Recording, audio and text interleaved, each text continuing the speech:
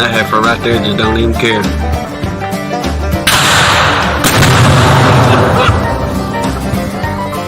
Save yourself now.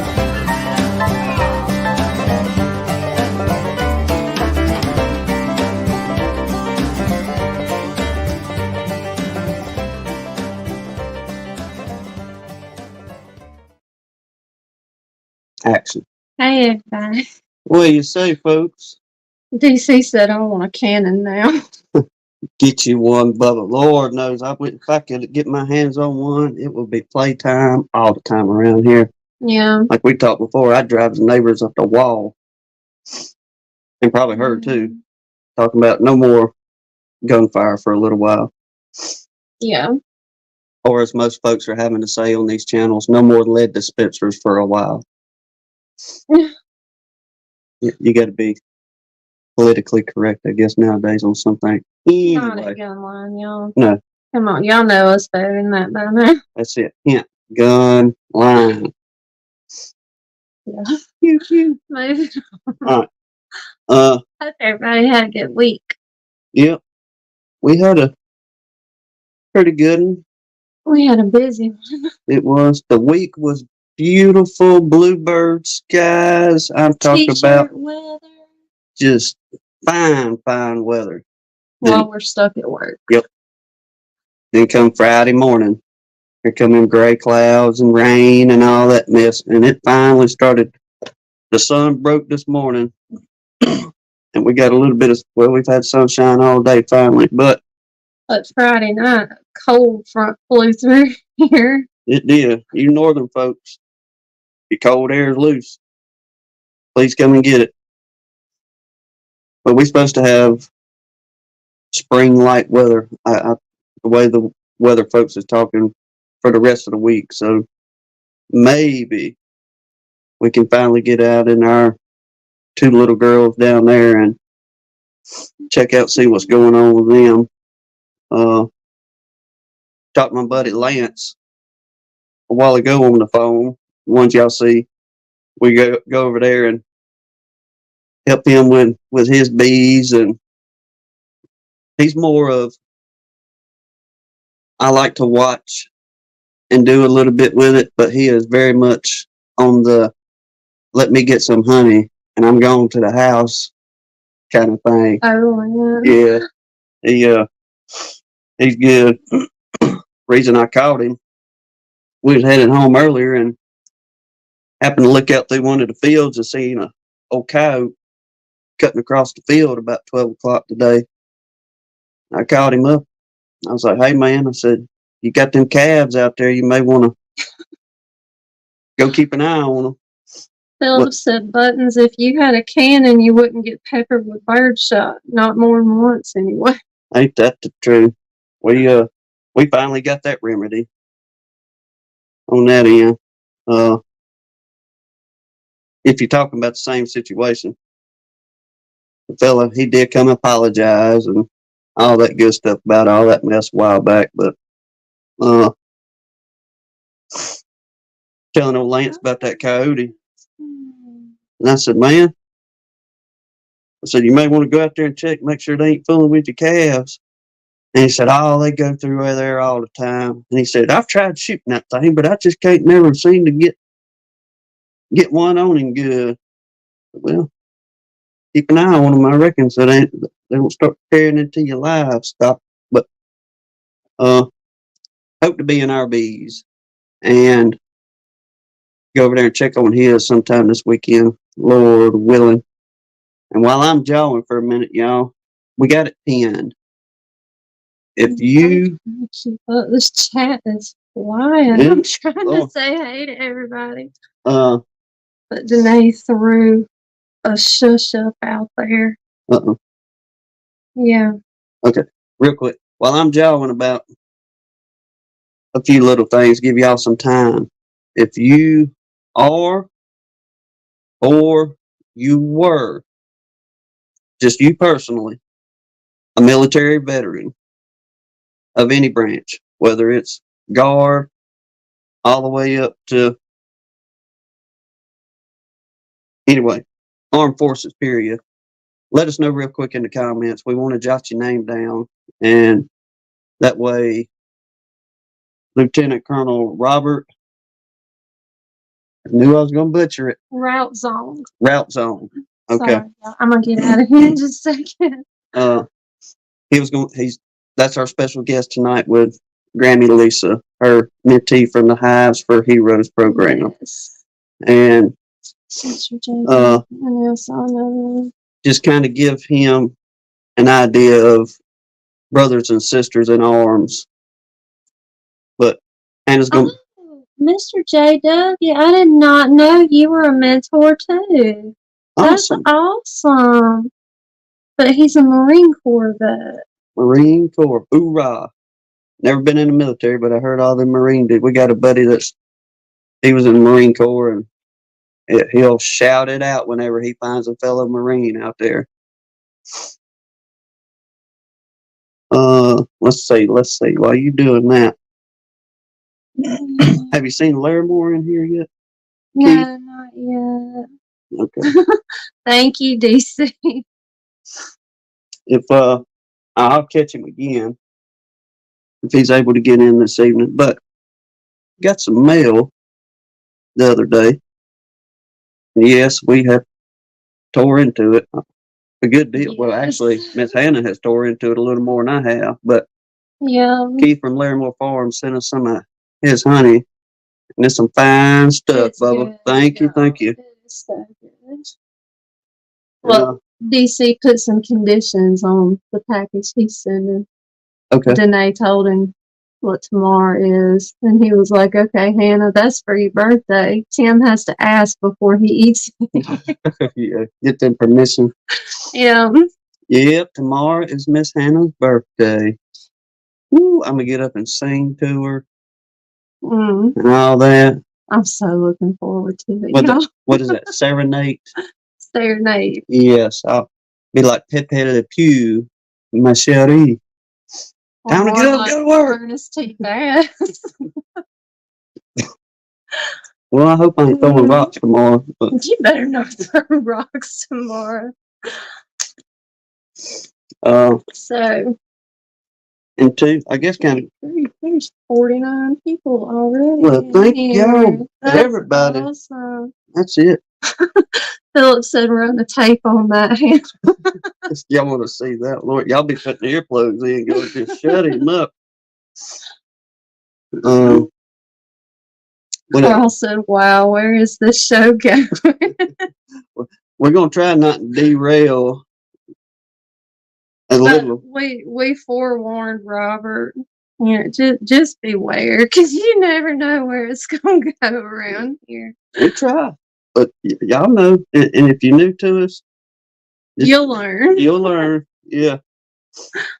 We go somewhere with it, but there's often a derailment of some sort somewhere. But we get back on track. Mr. Davis. He left that one for you. What's that?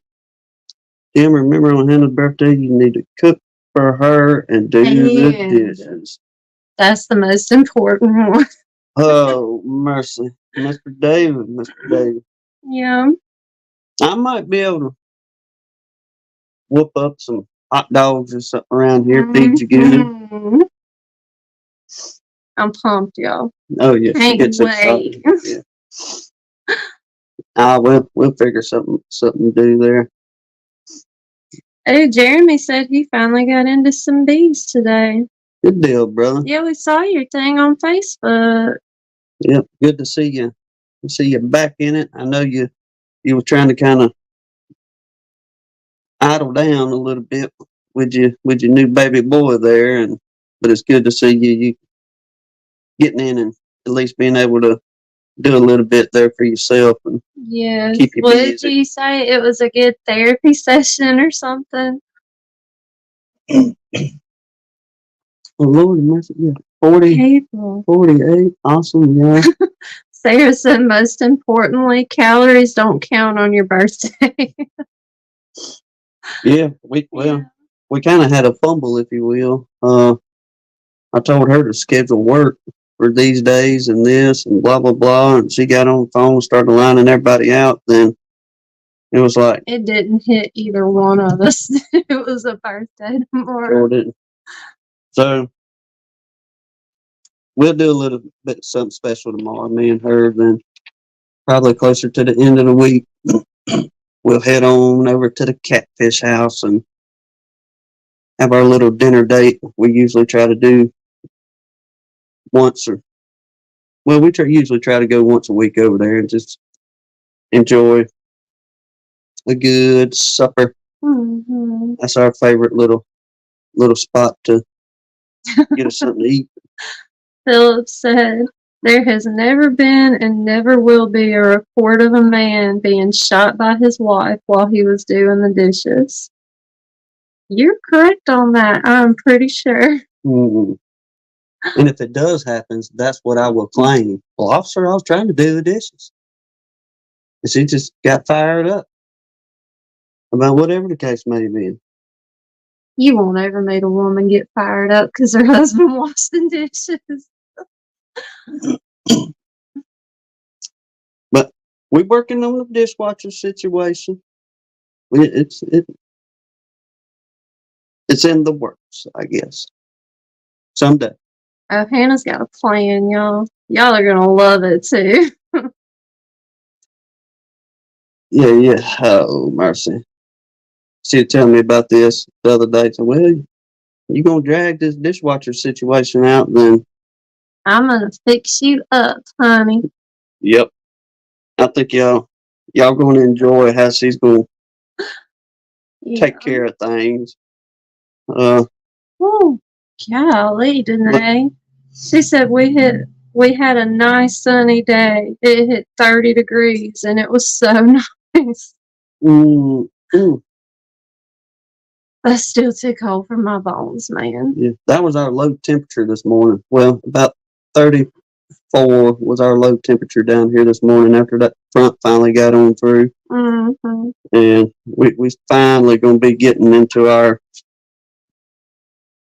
40s at night, then high 60s during the day. Yep. The weather we live for, which we try to enjoy it because we sure don't get many of these days. No. Because it won't be long. Another month and a half after this, it'll be. She said it's a heat wave in the mountains. Yeah. What was that movie we used to watch all the time? The old man, and he would sing the song, "We're having a tropical heat wave." Grumpy Old Man. Yeah. That's where I remember that from. We're having a heat wave. Yeah. Heat wave. Oh, yeah. That's a good movie. Yeah. We need to watch that again. All right. Before I get too far. Yeah. You got most of your names down there, folks? Yeah, everybody that's put them in the comments, I think I've got everybody. Okay. So. We'll read off our military folks right fast, and we'll get into our prayer list. And then on to our special guest. And after that, we're going to, yes, ma'am, bring our guests in here. So if you would kindly read that off. Mm-hmm. All right, we got Mr. David Lewis, Navy and Air Force. Mr. Eugene Nelson, the Vietnam War. Chris the Bugman, 1966. You don't have a branch for him. No, I want to say he was Army. I think so, Chris. But I'm not going to say, so don't quote me on that. Tracy, Three Oaks Honey Farm, was in the Navy. DC in the Army. Bob Walker, a Navy vet. Mr. Dennis Lentz. Jeremy from Queen Bee's Honey, Marine Corps. Ed, our Ed, son of one. His wife, Miss Chris, is a Navy vet. Mr. Dennis Barney and Mr. J.W. is a Marine Corps vet. And that's everybody that told us about yourself. Mm-hmm. So if we missed anybody, y'all please drop your name in the comments and we will gladly recognize you. That's it. And your branch of military you was in. Because what we're going to do too as well, whenever it comes Veterans Day, we're going to revise the list as well. And name everybody off again come Veterans Day as well. Yeah, But for sure. uh, Okay, can we do the prayer list real quick? we will. We're going to jump into the prayer list, y'all. If there's anybody we need to add to, take away from. We love updates too, y'all. Yes. Okay, Dennis's Army. Oh, Philip, I'm glad you said that. I completely forgot. I shouldn't have, but I forgot about your mentee. Let's see. All right, y'all. So add to that recognition list. Philip's mentee is Miss Rachel Wilson, and her best friend that we've been praying for on our prayer list, Miss Deanna Wheeler, are both Marine Corps vets. All right, Dennis. And Jay. Wait, Dennis Jay. Barney or Dennis Lentz? Because Dennis Barney said Dennis's Army. Okay. Oh, Jags is a vet too? Mm-hmm. Okay. Man says Army all the way. Okay. Well, thank you for your service too, Jags. I had no idea.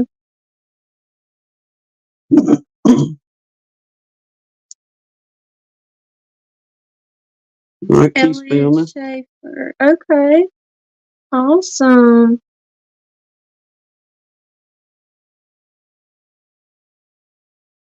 That's it. That way we get everybody lined out. Have a good heavy list. Once again, thank every one of you that has Everyone of you. sacrificed the time. And this is something I'm glad I did not forget to, I guess, mention. Unfortunately, nowadays and time, whenever many of us was growing up, often our heroes was not somebody throwing a football, throwing a baseball, being idolized as a musician or something along those lines. All those things, don't get me wrong, are great accomplishments. But I remember even being a little fella, and my daddy was a Korea war vet, that our heroes were our military people, the policemen, the firemen, ones like that. Unfortunately, nowadays it's not so much so. It's more of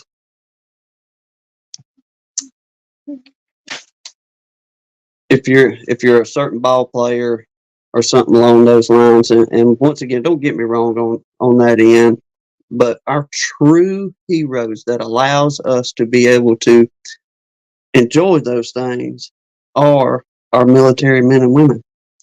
If folks wasn't out there sacrificing their time, and ultimately many of them sacrificing their lives so that we could sit here and enjoy those kind of things, I mean, there's no way we could be able to do it. We're the greatest country in the world still, as far as I'm concerned, when it becomes a nation of freedom. We fought for that, and we should not give that up by any means. And for the ones of you that has went out there and shed blood for that, there's no way that we can really truly pay y'all back. And we know many of y'all, you ain't looking for that. You done it because you love our country. And we thank you, every one of you. Yes, absolutely. Okay. On your prayer list? No, keep No. Give me just a minute. You said keep on. I'm trying.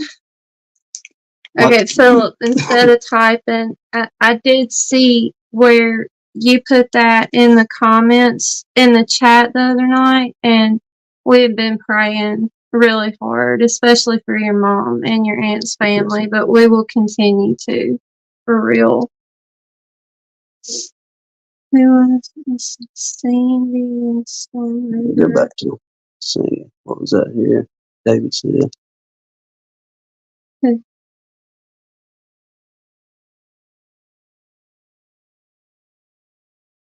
They was saying when I was growing up, it was an insult to tell someone that their mother wore army boots.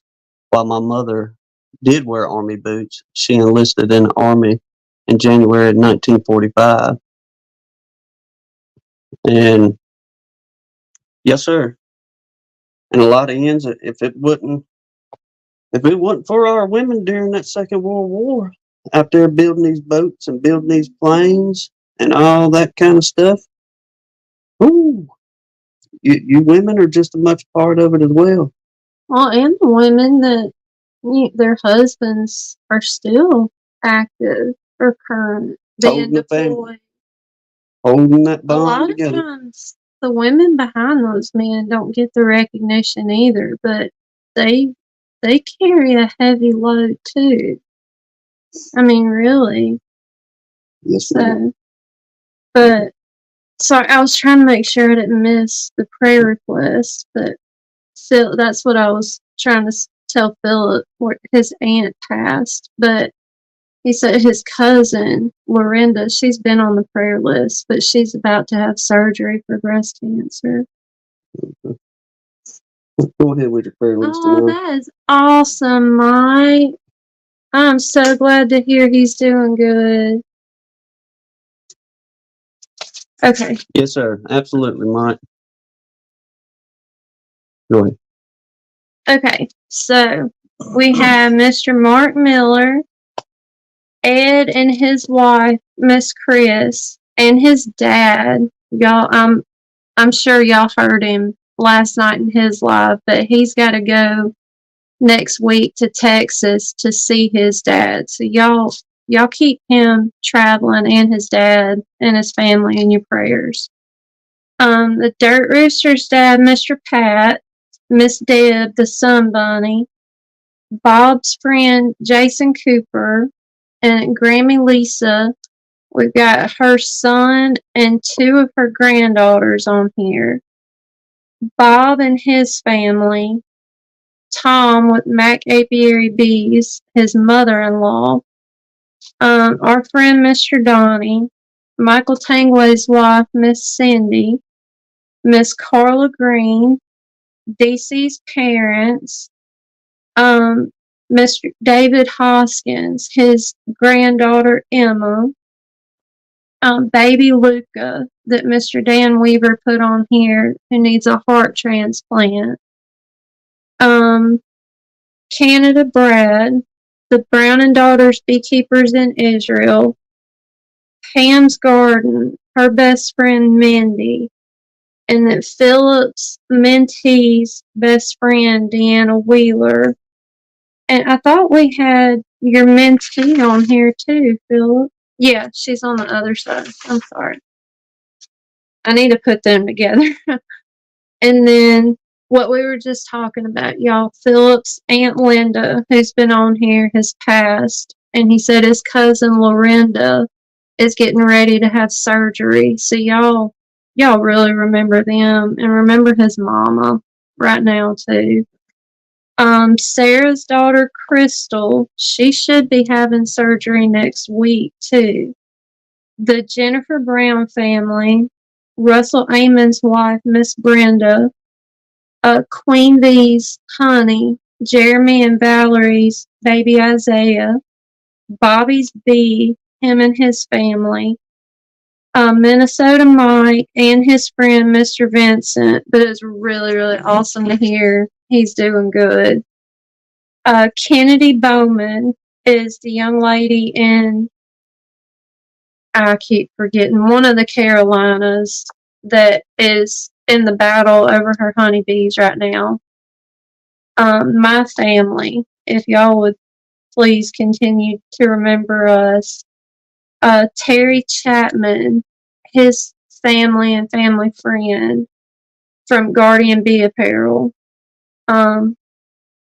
His dad. And then Baker Bees added Mr. Aaron Frederick, who is a soldier who was hurt in a training accident. Chris, the bug man. Have you seen him in here? Okay. Mr. Larry and Miss Sherry Gandy. They're sick again. they said they were doing a little bit better the other day. And his mom, they're going through a lot with Mr. Larry's mom right now too. And then Jegs added Miss Cheryl Faulkner. She is in hospice care. Steve Amos, his mother-in-law and father-in-law, and he put in His there brother. earlier. I think is that right, Steve? Your brother has an infection. Did I read that right? Well, I had his father-in-law was in rehab for a medical illness, and then his mother-in-law had back surgery. Okay. Yeah, Yes. Sir. okay. Okay. And then y'all, it broke my heart. I don't know if most of y'all probably did see it, but Ian, the Canadian beekeepers blog, y'all, his bees. I don't know if y'all saw his video earlier, but I told him I'm praying for you and your bees. Like, for real. I hope things aren't bad with them. And then our friends Hillbilly Earl and Larimore Farms. So if there's anybody we missed or y'all need to add somebody else, please let me know. We'll sure get them on here, and y'all, hey, many folks out there praying. It ain't just us on the prayer list, or just me, Hannah, and I. There are many folks in this chat. Oh, Steve, that's awesome. The back surgery went well for his mother-in-law. Good deal, brother. And she's better. Lord willing, everybody can get back on their feet good here for too long. Get back home and get comfortable and get back to life as they know it. Yeah. Philip, I'd say that's about the best prescription you could give her. Yes, we got him there, DC. Yes, sir. Yes. So, ladies and gentlemen, without further Here we ado, go. we're going to bring in Grammy Lisa and Lieutenant Colonel Robert. I gotta look at it again. He's going to choke me for Route song. Rap song Yeah. from the Alabama National Guard. He has retired from. So, let me get him in here. Get these buttons right. Good luck. Yep. Good evening, y'all. Good evening.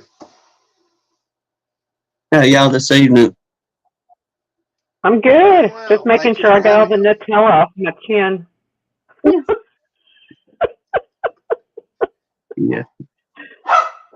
Hang on. I'm sorry, Lisa. I don't want to cut you off, but David Hoskins, his little baby granddaughter we've been praying for, he just said she may finally get to come home on Tuesday. Oh, That wow. is awesome, David. I'm so glad to hear that. That she'll still be on oxygen and a feeding tube, but still, that is awesome. She will finally get to come home. All right, decent. We'll get him checked. Robert, can you hear us okay? I can hear you. Okay. Good deal. Can y'all hear him out there? Give us a thumbs up. Y'all hear him pretty good. I guess between here and there, while we're getting on that, folks, let us know. But Grammy, if you can kind of just go through on your end, what drove you into the Hives for Heroes program, and what kind of brought you and Robert together? Well, I don't know if y'all are aware. I guess everybody has figured out I'm a midwife and a nurse practitioner. And I work in Enterprise, Alabama. We have a huge population of military here because of Fort Navasel, which used to be Fort Rucker. And I'm very, very passionate about my veterans. And every time I get one come in, either active military or the spouse of the military, I just thank them. I thank the spouses too. So I've always been wanting to do something for veterans. And I met, it was about 3 years ago, I think it was 3 years ago, at the Alabama Beekeepers Association fall conference in Clanton, Alabama. I met Steve Jimenez, and we talked for a little bit, and I was like, man, that's really kind of cool. I think that's a great opportunity, not just for the veterans coming in to learn beekeeping, but for the mentors as well. And of course, I was still too green behind the ears. I'm still green behind the ears, but I was way too green to be help anyone. But the more and more I got interested in it, and talked to Steve and Ken Leibowitz, who is our Alabama Hives for Heroes director, the more I got to know them, the more I wanted to get involved. And the nice thing is I found out it wasn't just for veterans, but it's also for first responders. And by their definition of first responder, I would have met their qualifications as well, as a mentee. So I felt then, I was like, well, now I've got to get involved because they include first responders as well. So I wanted to do something. I wanted to volunteer my time in something, but I wasn't sure what I wanted to volunteer my time in. And I realized that the more I got into beekeeping and learning about bees, I thought, gosh, we could all learn so much from bees. If we all could just work together the way bees do, our world would be so, so different than what it is today. Yes, ma'am. And then I also started doing some research into PTSD and the beehives and how they're using I believe it's in the Netherlands, they are using bee therapy, where they have beehives underneath these benches, and the people actually pay to go in and lay on the benches to feel and hear the bees buzzing.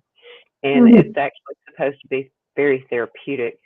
And I find it therapeutic. I mean, I walked out to my cherry trees the other day, and the whole tree was just buzzing. It was just, I was like, I could stand here for hours just listening to the So it's really been fun. I've enjoyed it. I hope Robert has enjoyed it. Well, I think you've gotten a couple of neat experiences. Yeah. So, what about you, Robert? How did you get into, find out and become a part of the Hives for Heroes program? Well, as your husband said, that I retired last August from the Alabama National Guard, and that freed up time for me to pursue other interests, where before, with my commitment to the Guard, I didn't have time to pursue a lot of other interests. And one thing that I've always had an interest in was bees and beehives. So I started looking around and found the Hives for Heroes program and applied to be a newbie, and was paired up with Lisa. And I think it was late September she contacted me, sent me an email, said she was my mentee or mentor. I was her mentee.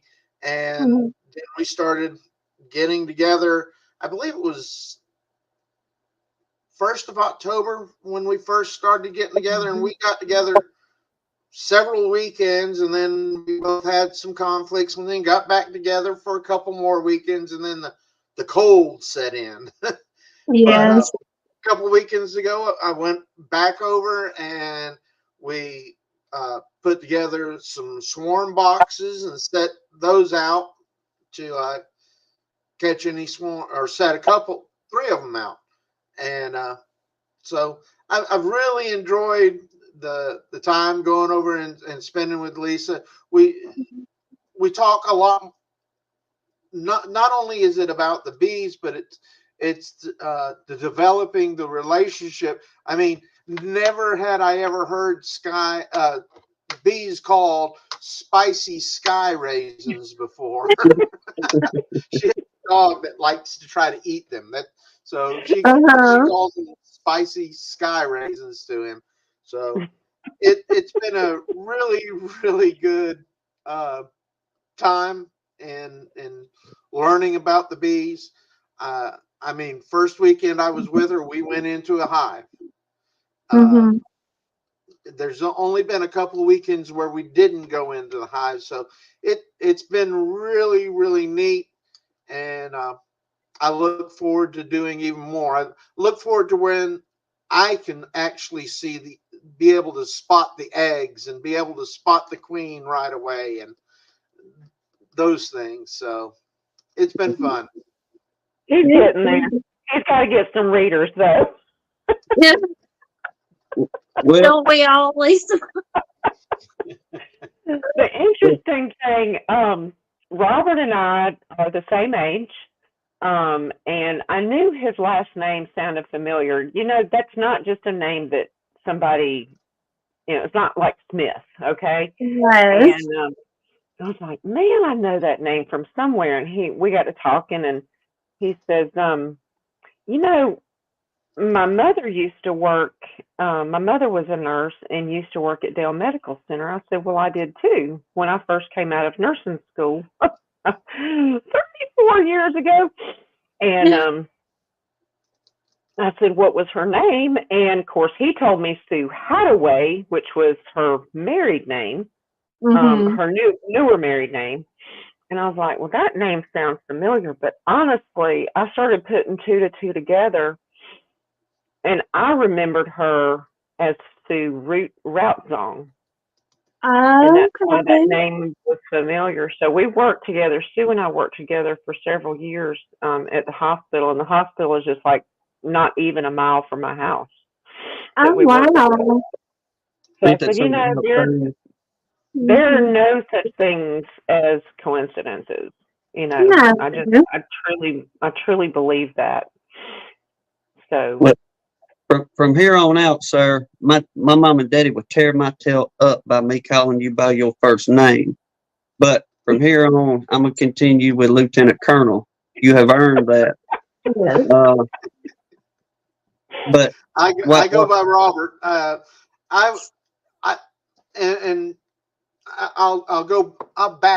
backpedal a little bit. I spent almost 12 years enlisted before I ever became commissioned. So I'm not your typical officer. I mean, he worked hard to get there. The titles to me don't mean anything. You can get those titles. You have to earn the respect in order to really get people to acknowledge that. So calling me Robert is no slight to me. So I'm fine with you calling me Robert. Yes, sir. But with all due respect, by you simply putting on that uniform, you have earned that respect, in my opinion. If you can, just kind of give us a rundown, how you what brought you into the military? What was it, a family tradition, or you just said one day, I'm going to provide for my country? Well, yes, all of the above. It was, for me, it was my patriotic duty to serve the country, but it was inspired a lot by my adopted dad. The man who fathered me died when I was really young, and I was adopted by my dad. He was a World War II veteran. He served in the Coast Guard during World War II and was actually in the invasion of Normandy Beach. Excuse me, let me shut a door. Oh, I got a dog that will not quit. She's trying to get me up. But my dad actually served in the invasion of Normandy Beach. He was on a landing ship for tanks. And if you've ever seen the famous photo of the beach with all the ships there, you can actually see his ship in that photo. Wow. Then, like your dad, he also served in Korea. By that time, he had swapped over to the Army and ended up retiring from the Army. So he was a big inspiration for me to go into the military. I joined in November of '84, and fortunately, I got to go into aviation. I was a crew chief on first the Huey and then the Black Hawk, and spent 12 years enlisted before I ever went to OCS. And then ended up spending almost 39 years in the service before I retired. Wow. I got activated for Desert Storm when I was enlisted in aviation, but was never deployed. And then I deployed to both Iraq and Afghanistan. I spent 15 months in Iraq and 22 months in Afghanistan. Wow. God bless you, brother. My oldest brother was in the Air Force, and whenever Desert Storm started cranking off, they sent him over there. He was in communications and all that, and he had to set up all them. I'm not sure how it all works, but what little bit he would tell us about what he done, that they set up, I guess, towers and basically just a communications for everybody to be able to communicate back and forth during wartime. When I became an officer, I ended up going into communications. And behind me on the wall, you'll see there's one photo of a Black Hawk helicopter, and then the photo beside it is a print of the Army Signal Corps. That's awesome. So you put in some good time for our country and all, and now that you've put your service and all in, and you're getting into these, how'd you put it, Grammy? The bees, Sky raisins. the spicy sky raisins. So far, are you seeming to enjoy kind of working with the bees and I am. I'm enjoying learning a lot about the bees, and how they operate. Not only they operate as individuals, but then they operate as a collective organism, where the whole hive is like one living organism, kind of. It's really, really neat. I've enjoyed what I've learned so far. Awesome. So you're officially addicted. I am. He got initiated really well the other day. Yeah. yeah, well, while we was backstage preparing for things, what it said, you had gotten stung. I had until 2 weeks ago, and we had been in the hives at least half a dozen times. I'd been into the hives with Lisa about half a dozen times. Never an issue.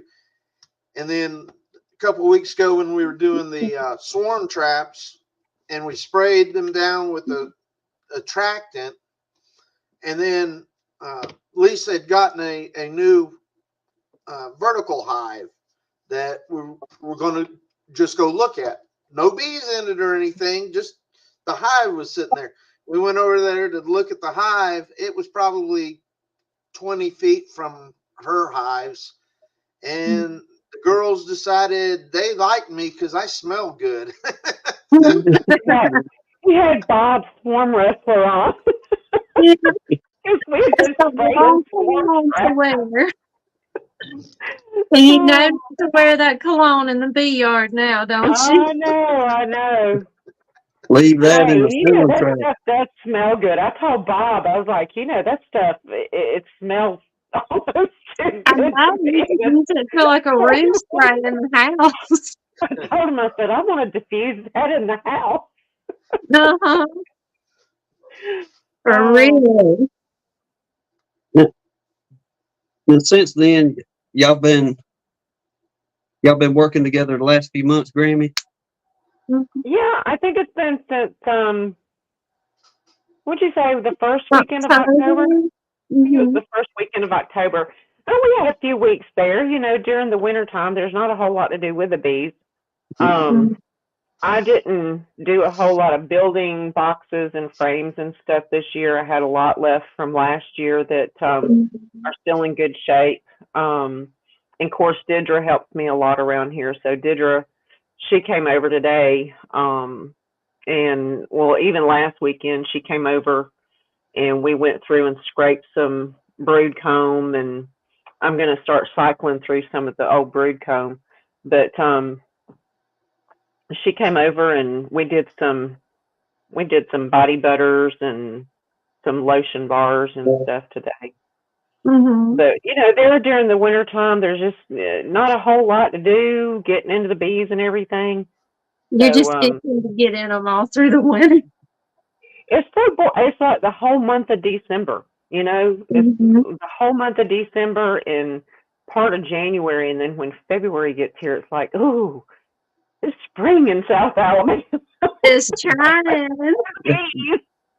Grammy, you fixing to fire that chat up with all the folks in the North Country talking about y'all complaining about 2 Yeah, months. they're talking about a high of 30 and still snow on the ground. Well, we had beautiful weather, like you were saying, all week long. It was last week. We had temperatures up in the high 60s and 70s and beautiful blue skies. And y'all see, I'm sitting inside with my jacket on. I'm just going from 70 degrees to 40 degrees in just a couple of days. It's just, Yeah. I'd rather it be a temperature and stay away. Pick one and stay there. Make up your mind. Y'all know how it is down here. It's the heater on the way to work, then it's the air conditioning on the way home. And then it's the heater again to go to bed. And I've got one of those units in my house that you can set it on auto and it'll flip back and forth. And we've had problems with it flipping back and forth. It just doesn't want to flip back and forth without shutting one completely off. But I think we've got that part fixed. But it's still, we keep our house around 68, and I still get cold. I have my little electric lap blanket pushed to the foot of my bed just so I can wrap my feet in it. Yes. Well, there was a question that Michael was asking. He beat me to it. Yeah, Michael, I will get some hives. I'll probably wait and go through this whole season this year, and then wait till next spring to actually get any hives myself. The way that Hives for Heroes recommends is when you take a mentee, then you mentor that newbie for a year. And after that year is up, then we help them either catch a swarm or we split hives and give them some bees. So it's recommended that they do it for a year under somebody, and I think it's very helpful. The way that they do it is they do for a year with a mentor, and then they have a hive for a year or two hives for a year and work their bees, and then in the third or fourth year we hope that they come back as mentors as well. Yeah. That was going to be my next question, Mhm. Lieutenant Colonel. Once you get to that level and that stage, is this something you're wanting to pass on to somebody else that has been in the armed forces, and you can kind of carry on this tradition to help out our men and women? Well, most certainly, most certainly. Now I will add a little bit more to what Lisa was saying. Yeah, they they recommend a year, but with me being in the program, my 1 year is going to coincide with right before winter. I don't Yeah. want to start with two hives right No. before winter, so that's why I say probably not. Probably a year from now, next spring, I'll get me some hives. Yeah. Awesome. So I know it still it takes a little bit of time to kind of adjust and get comfortable getting into the hives. Are you kind of gaining that confidence level of, okay, I'm starting to see? I got this Yeah. kind of Well, attitude. somewhat. There's still a couple things that concern me that Mhm. I want to know that I will be able to handle those situations when they occur. And the Mhm. first of those are the oh man, what were they? What destroyed that one hive? The Oh, mite, small not hive the beetles. mites, the beetles, Small hive Bingo. beetles. Oh, and then mites. So beetles and mites, I want to be fully prepared for those when they occur to my hives. you So, should. Yeah.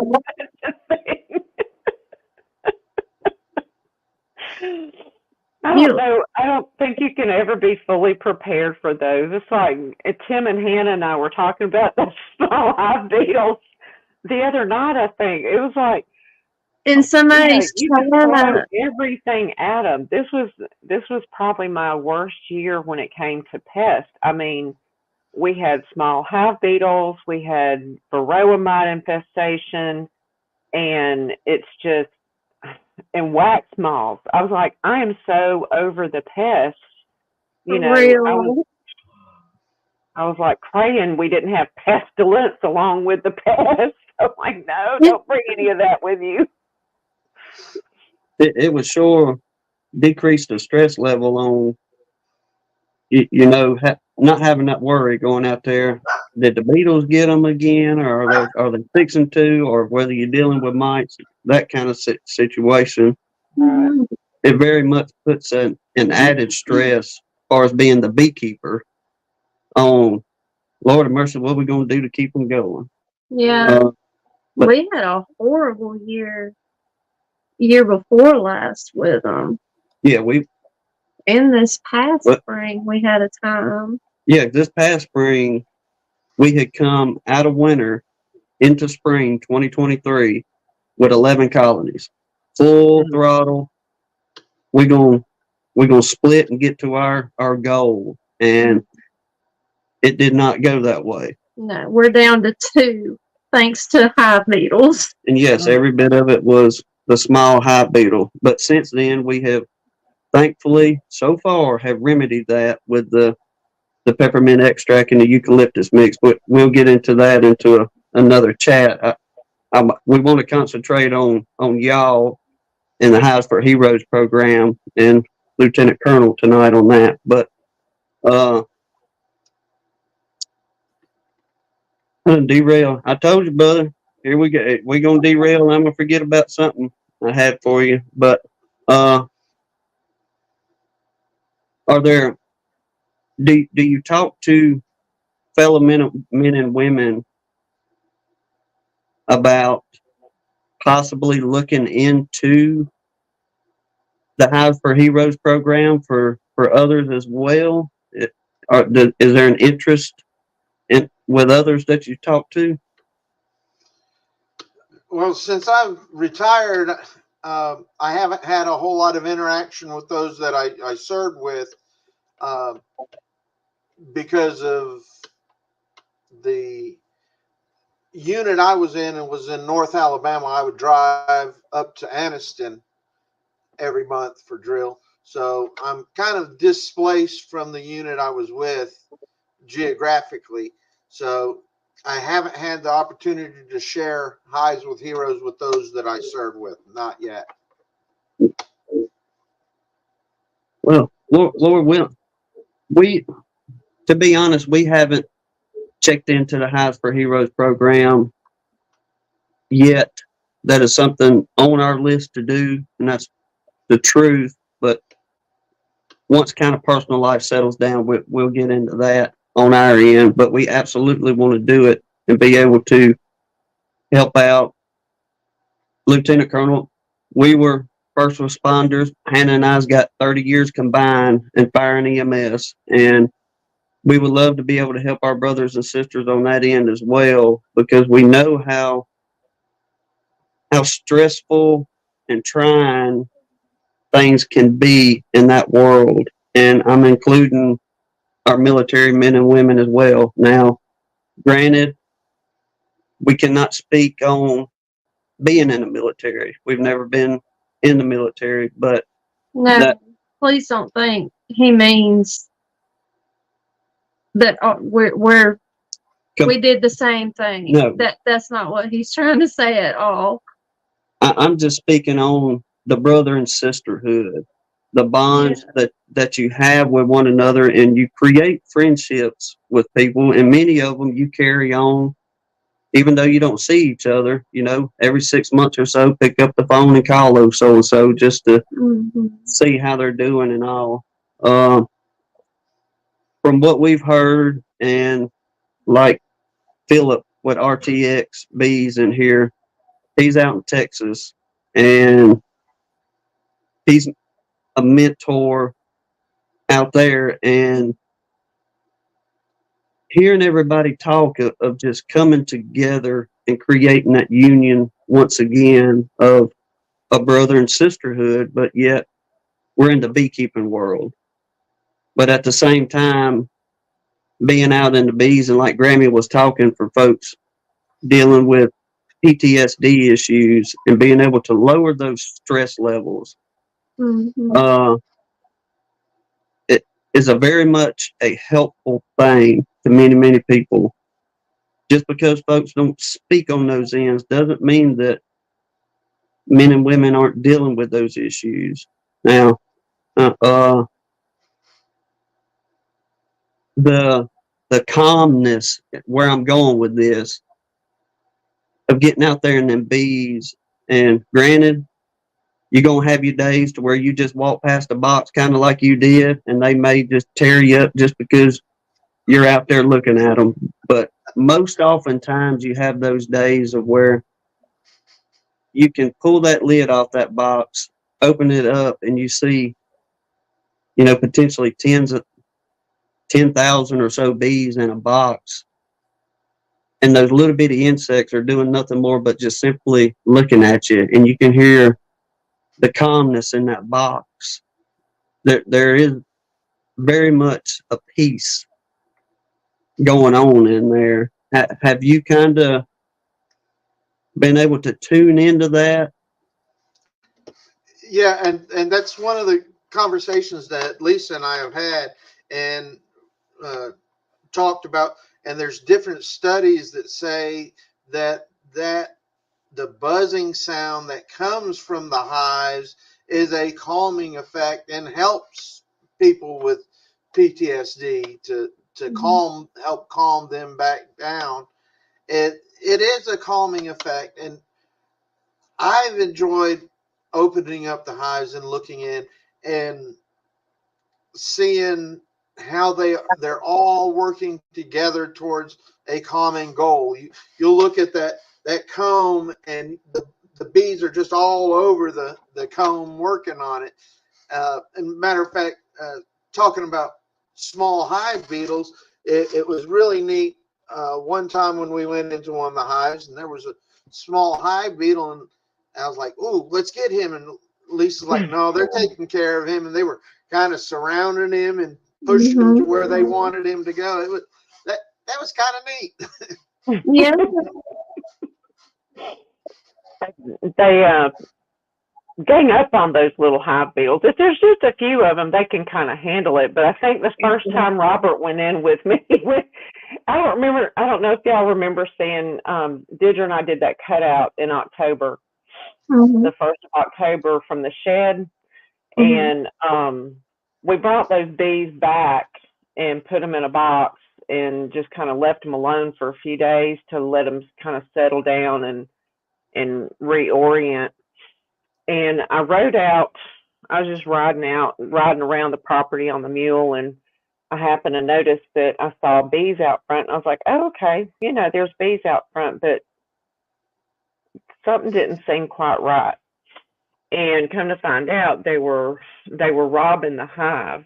And so we went into the hive the next day when Robert came over, and I mean, it was just nothing but solid small hive larva at the bottom. It was just, it was disgusting. I mean, I've never seen an infestation like that. Never.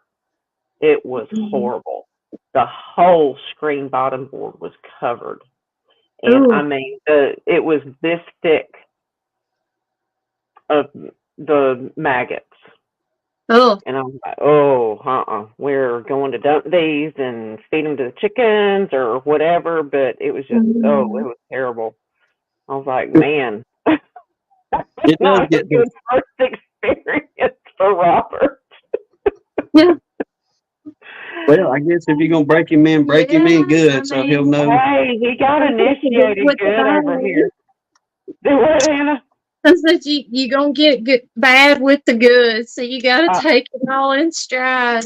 That's right. But I mean, like you said, though, you need to know those things so you can build that confidence and that experience of, okay, I've seen this before, so I know what to do to help them and not lose my colonies. Robert, I mean, he even helped me with a situation. We got into one hive. It was, I want to say it was the 1st of December or end of November. It was somewhere around that Thanksgiving time. And, down here in South Alabama, we hardly ever go broodless. We always have brood in our hives. And we got into one of my colonies and didn't see any brood, didn't see any capped brood, didn't see any eggs, nothing. Couldn't find the queen. And I'm like, oh my gosh, what do I do? And I mean, I started like in an anxiety mode. And Rob, I was like, I don't know if I need to go get a mated queen right now and put her in there, or if I need to just leave it alone for a while. And Robert just kind of stood back, analyzed the situation. He said, I think giving it a week might be a good idea. So I said, well, let's go call, a couple of my mentors and see. I never had a mentor, a one-on-one. So my mentors are all on my phone. So I texted, I sent Bruce, Jenny a message, and he didn't get back with me right away. So I texted Yappy. Yappy called me right back, and I told Yappy what was going on. And he said, I think your mentee has a really good point. I think you just need to give it a week. He said, Lisa, he said, you have to pay attention to nature. And this is one thing I really like about Travis is he is so in tune with nature, and he brings that to my attention every time we talk, that you got to watch them, watch what they're doing. They know something that we don't. And he said, give it a week and then go back out there and check again. He said, but tell your mentee, he's on track. He had good instincts. That's what I was going to say. He's got good instincts with him there. And then, so I went out to check him. I think you were working the next weekend. And so I went out there and I checked in that hive and I texted him. I said, we've got eggs. So I was very proud. So, sometimes it just, that queen or bees, they just know that they need a brood break. And who knew? Like Yappy said, is they know better than we do. So. Lieutenant Colonel, with the swarm season coming upon us, and Lord, I sure hope Grammy can somewhere get you in on this. That was my next recommendation. I was going to tell you. Grammy, if you can get him on a swarm. Yes. Like not on a swarm, in a swarm. Because I'm telling you, I was, incredible. When I first started beekeeping, I started with 2 established hives. The beekeeper that I got them from, when I called and talked to his wife, and she said, well, Steve wants to go out and make sure he gets you a couple of good hives. And I'm like, well, yeah, I hope they're good. We go pick them up and bring them home. And that weekend, one of those hives swarmed. That was the most breathtaking moment ever. And I mean, I've had 2 children. I've got married. I've, been to some wonderful places. But I don't think there's anything quite like standing in the middle of a swarm of bees. There is not. Look, I would be like a 4-year-old child. I would go plop my behind in the dirt in my yard and just sit in the middle of a swarm of bees. And you wasn't dragging me out of there with a team of horses kind of thing. That similar situation happened in May when I went up to visit Greg. I was up in Ohio with my daughter, and I went out to see Greg at the farm. And he had caught the swarm the day before and put it in a jester box. Well, apparently they didn't like the jester box. And if you remember on that video, as soon as he opened up the lid on that jester box, those bees just swarmed right out in front of it. And just the biggest tornado-like vortex of bees. It was amazing just standing there in the midst of it. There's just nothing like it. It's amazing. Yes. Sir, you have got, I hope somebody can get it on film when you get to experience that for the first time. Just sit there and enjoy it, my friend. Seriously, because they're not, like, those bees are so calm in that moment when they're doing that. Like, it's unbelievable. It's the biggest, most amazing stress relief I have ever experienced in my life, is sitting in the middle of the swarm. If I wasn't afraid of my bees flying 50 feet up in the cedar tree next to the hive, just let them do it. And do it on purpose, but we're going to catch them before they swarm. I hope. I'm a kind of talking.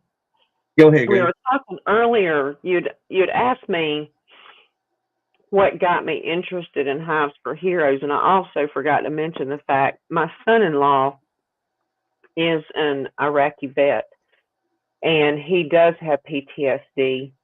And actually, I got interested in becoming his mentor.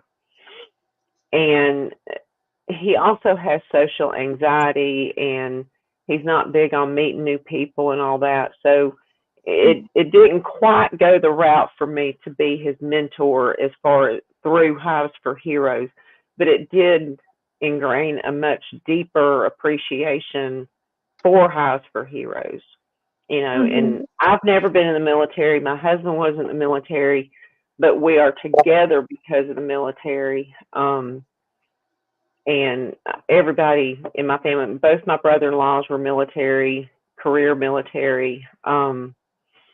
My dad went in at the tail end of World War II. He was in the Army Air Corps as a radio operator. My uncle was in Europe in the World War II. Kevin's dad was in the Korean War. So, you know, the veterans have always held a special place in my heart. And when I went to Washington, D.C. and stood at the World War II Memorial, I didn't get to go to the Vietnam Wall, but I did get to go to the World War II Memorial, and just standing there, and I don't know, it was just deep appreciation, appreciation. Lieutenant Colonel, whenever you, I guess the best way to put this would be, I guess, graduate to the point of where you'll be able to take and do your bees on your own. Have you thought of any goals of how you want to take it? Is it just something, you know, maybe I want to have a hive or two here at the house, or, you know, something where you can, like, do you have a goal in mind with it? Yeah, I just plan on being a hobbyist. I don't want to take it much further than having. I think by our city ordinances here, I can have up to 10 hives on my property, unless I get more property. But so I don't really want to have more than 6, 8 at the most hives. And Lisa and I talked about this the last time I went over to her house. Around, and we looked at aerial satellite shots of where I live, and then she let me taste some cotton honey. I think one thing I want to try and do is, right before the season for cotton blooms, I want to clean out the hives and try to get just cotton honey, because around where I live, there's probably 300 acres of cotton. So, oh wow. So I really like the thought of trying to get a specialized type honey out of my hives, like cotton honey. So, and that's just something new since the last weekend that I was over at Lisa's. Yeah, you get new ideas all the time, huh? I'd like to say a special hello and shout out to our Alabama Hives for Heroes director is here in the chat. He just came in. Heart of Dixie Hives, that's Ken Leibowitz, and he is our Alabama leader. Well, Great guy. sir. Heart of Dixie Hives. That's him. We appreciate your brother coming in, and thank y'all for what y'all are doing. I'm fixing to. Well, look, Lisa, are y'all okay if we open up, like, post the link and see if anyone wants to come in and talk to y'all? Absolutely. Y'all come on in and show some love. That's it. Encourage this man. Maybe we can get that one Texican in here. Y'all know who I'm talking about. Y'all would have a lot to talk about. Kind of, maybe Philip, if he's got a little time, kind of go through on Oh yeah, we have another one that's supposed to come in for their live stream debut. Oh yeah, So there you go, my buddy. Oh no, go back. I hit the wrong button. Wrong button. She's pushing the wrong buttons tonight, yo. It keeps jumping around. I guess The kind of. song's going crazy. Oh yeah, DC. I didn't forget. Thanks to old Lee, y'all. God love you once again, brother. Looking on DC You're up. out of excuses. No pressure though, bud. No pressure though. Oh, there's pressure. There's pressure. Oh, that was Just fast. that fast. Somebody. Oh, Philip must Ken have been says, sitting on that. Ken says he's on the move, but wanted to say hello. Ken's a busy guy. He owns a dog training. I don't know if that. I want to say that's what maybe he did in the military. I don't know, but he trains dogs. He's also big into reptiles and amphibians. He's learning how to be a venomous snake, like remover and handler and all that neat stuff. So he's a No, busy guy. thank you. Me and this Yeah, I fella think he's should get back in along. school. Oh no, Joe, don't even stick me with that. Well, He said buttons and buttons too. One time. That's the only time, and it wasn't my fault. let's say Ed. I feel like Hey, who I'm was doing it all that right. said Hannah spelled backwards is still Hannah, but button spelled backwards is snot toe? Was that Phil? Yeah. Oh yeah, he's still snot tub in the Blake house. That's coming up on all the lines anymore. Yeah. I guess I'm Oh, gonna have to that's change funny. the name up there. Switch that around. Mm-hmm. Y'all, it ain't just on these lives where she carries on with that. It's at work. Ed, Oh, whenever he man, pushes Ed, one of my Ed, you buttons, disappoint it's me. You didn't come get any eggs. I've been busy, man. I keep saying, telling my wife we need to get out there. Yeah, not. yeah. Lisa and I have a lot of coincidences. I say coincidences, but not really coincidences that happen with the both of us from time to time. We spent a few days, a few weekends talking. I think the oddest thing was the afternoon that you were at my house, and my daughter was at your daughter's house, and then you left my house to go to your daughter's house, and you were talking about beekeeping or something, and then my granddaughter pops up and says, "My Grammy keeps bees." Yeah. I said, what's your Grammy's name? She says, she's Lisa. Her name is Lisa Gowan. I said, I know. I just came from having lunch with her. And I showed her a picture, and she's like, oh my That's right. gosh. It was when we all went to Blue Agave when Lee came Yeah. up and Bruce came over. Yeah. Yeah. I Oh, the didn't know weekend Lee was over I didn't know here. that world was that little. I mean, it's a small town around here, but my goodness. Well, And I come to live in find out, Dothan, though. I know, but it's a small area. DC, this is the place to test it, buddy. Because everybody is used to technical difficulties on this channel. So don't be scared. Mm-hmm. Well, did you watch my show last night? we were learning some new stuff about how to share video out. Hey, I learned from that show. Jags, he was telling us how to do it, and I got on here and I shared this out to my channel tonight. So there. Go, Lisa. I'm learning this StreamYard stuff, so y'all better look out. Women might take over the StreamYard stuff. I just need to set up like Lee, though. That's what I need. Oh. My husband don't need to be nowhere near something like that. There's too many buttons. Way too many. Well, not to be politically correct right now, but sometimes it looks like I have autism. I'm looking up. Well, my laptop screen got broke, so I hooked it to my TV, which is mounted on the wall. So, I'm looking up at the screen.